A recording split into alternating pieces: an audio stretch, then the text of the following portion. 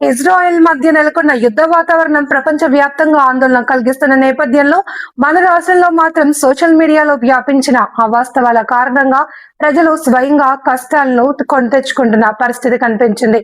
మంగళవారం రాత్రి నుండే పెట్రోల్, డీజిల్ కొరత ఉన్న వదంతులు సోషల్ మీడియాలో విస్తృతంగా ప్రచారం కావడంతో ప్రజలు పెద్ద ఎత్తున పెట్రోల్ బంకుల వైపు పరుగులు తీశారు. బుధవారం మధ్యాహ్నం వరకు కూడా ఇదే పరిస్థితి కొనసాగింది. రాష్ట్రంలో అనేక ప్రాంతాల్లో వికారాబాద్ పట్టణంలో పెట్రోల్ బంకుల వద్ద భారీ క్యూలు కనిపించాయి. వాహనదారులు తొందరపాటుతో ఎక్కువ మొత్తంలో ఇంధనం నింపుకోవడానికి ప్రయత్నించడంతో గందరగోళ పరిస్థితులు నెలకొన్నాయి. ఇక పెట్రోల్ బంక్ నిర్వాహకులు మాత్రం స్పష్టత ఇచ్చారు.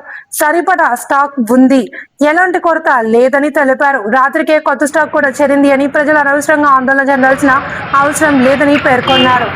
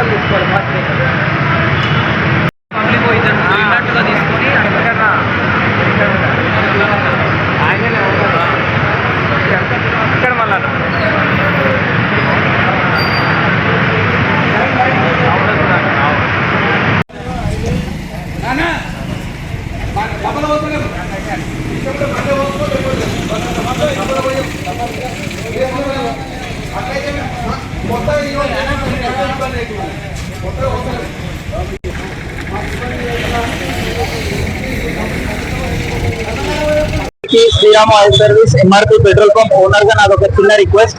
ప్రోడక్ట్ కి సంబంధించి ఎటువంటి షార్టేజ్ లేదు. గవర్నమెంట్ నుంచి కానీ కంపెనీ నుంచి కానీ షార్టేజ్ ఉంటుందని ఏం ఇన్ఫర్మేషన్ అఫీషియల్ గా రాలేదు. దయచేసి మీరు టెన్షన్ పడకండి, ప్రోడక్ట్ రెగ్యులర్ గానే ఉంది. Thank you.